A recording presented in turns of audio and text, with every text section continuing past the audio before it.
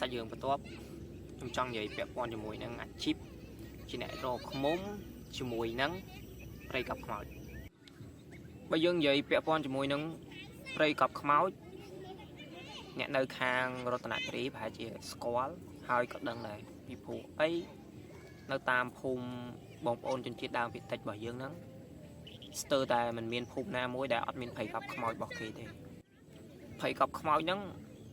យល់ទៅរបៀបថាព្រៃវារៀងក្រាស់ហើយវាគួរឲ្យខ្លាចសម្រាប់អ្នកមុំអត់ហ៊ានចូលទេសំបែអ្នករុកក្រព្រៃអ្នករុកក្រឃ្មុំហ្នឹងនៅក្នុងព្រៃកប់ខ្មោចហ្នឹងក៏ខ្លាចដែរហើយនៅក្នុងសាច់រឿងនេះសាច់រឿងម្លាក់ហើយនឹងត្រូនេះទៅរកឃ្មុំនៅក្នុងព្រៃកប់ខ្មោចហ្នឹង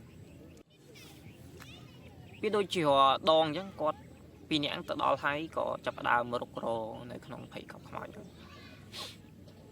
តាមឡើងមួយថ្ងៃទៅល្ងាចអត់មានបានអីទេស្រាប់តែល្ងាចចិត្តចេញមកផ្ទះហើយក៏ចាប់ផ្ដើមទៅ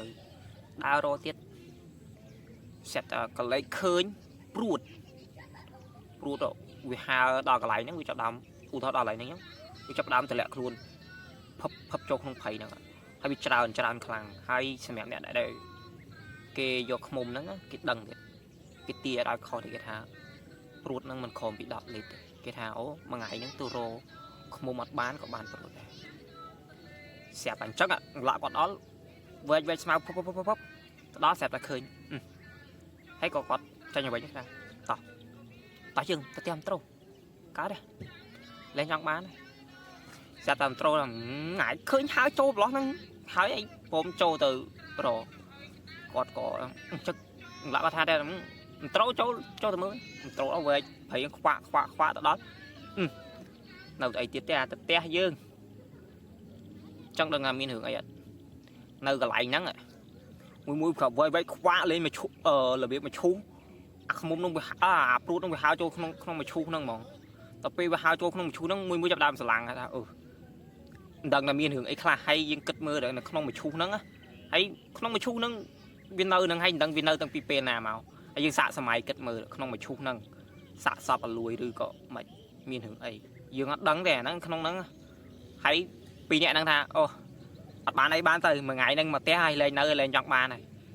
ហើយព្រៃកប់ខ្មោចពីរនាក់ហ្នឹងអ្នកខ្លះសឹកអ្នកធ្លាប់អាជីពអ្នករអ្នកហ៊ានខ្លាំងទៀត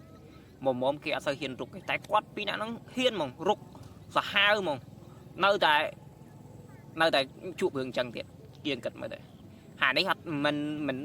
នមានពាក់ព័ន្ធមួយលងហើយយើងរកពេលថ្ងៃមែនត្រូវរកពេលថ្ងៃបើយើងនិយាយថារកពេលយប់វាមិនត្រូវដែរមែនអត់សាច់ជឿហ្នឹងហើយវីដេអូហ្នឹងក៏អត់មានអីវែងប៉ុន្មានដែរបាយ